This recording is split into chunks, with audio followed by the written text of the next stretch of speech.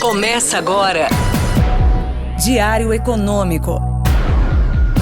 Um oferecimento do Canal Rural. Uma análise das principais informações que impactam os mercados, A economia global e do Brasil. de segunda a sexta, às 6 da manhã, no Spotify e YouTube. Fala pessoal, bom dia! Meu nome é Igor Cadillac, economista aqui do PicPay, e sejam bem-vindos ao seu Diário Econômico. Hoje é sexta-feira, dia 4 de outubro de 2024. Na véspera do payroll, ontem tivemos mais uma amostra de que a economia dos Estados Unidos vai bem. O ISM de serviços veio bem mais forte do que era esperado e registrou sua leitura mais alta desde fevereiro do ano passado. E vale lembrar que essas leituras têm sido consistentemente mais pessimistas sobre as perspectivas de crescimento. Olhando a composição, os novos pedidos e preços pagos também subiram mais do que era esperado, com a inflação daqui registrando o nível mais alto desde janeiro. Por outro lado, o emprego foi um pequeno problema, caindo inesperadamente abaixo de 50, ou seja, em nível de contração. Em resumo, esse foi mais um número bem consistente com o quadro que temos visto recentemente. A economia americana segue resiliente, sendo sustentada por um setor de serviços forte. Como isso afasta o risco de recessão, é uma excelente notícia porque indica um pouso suave.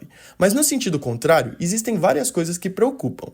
O mercado de trabalho e a indústria têm mostrado sinais de esfriamento. Além disso, o progresso desinflacionário é bom, mas ainda temos um caminho até a estabilidade dos preços. Enfim, tudo isso acabou justificando a alta considerável dos treasuries. Ainda no exterior, os mercados têm acompanhado com cautela o aumento das tensões no Oriente Médio. Ontem, o presidente dos Estados Unidos, Joe Biden, disse que está discutindo com Israel possíveis ataques contra refinarias petrolíferas iranianas. O preço do barril voltou a disparar e os investidores seguiram aversos ao risco, com as bolsas de Nova York fechando mais uma sessão no vermelho. E claro, ainda teve toda aquela tensão de véspera de payroll.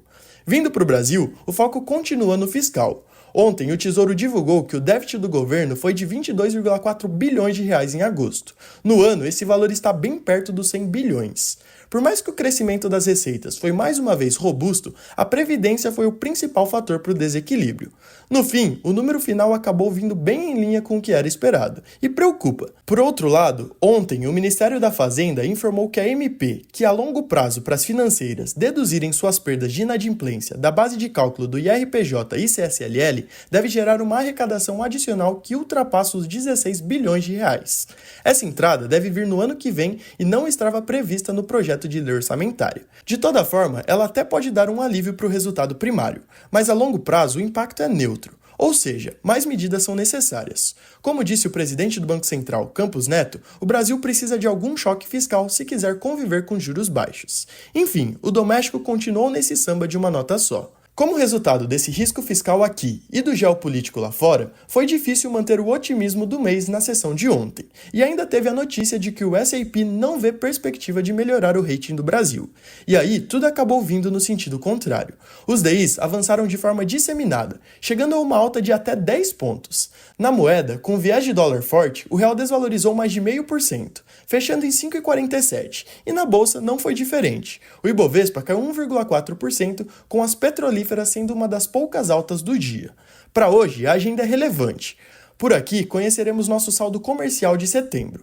Mesmo com a redução nas exportações e aumento das importações, as contas externas tendem a continuar sendo um importante porto seguro, mostrando um superávit de mais de 4 bilhões no mês.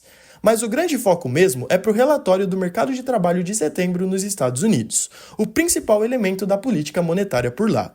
É esperado que o payroll mostre um aumento de 150 mil novos postos de trabalho, levemente acima dos 142 mil observados em agosto.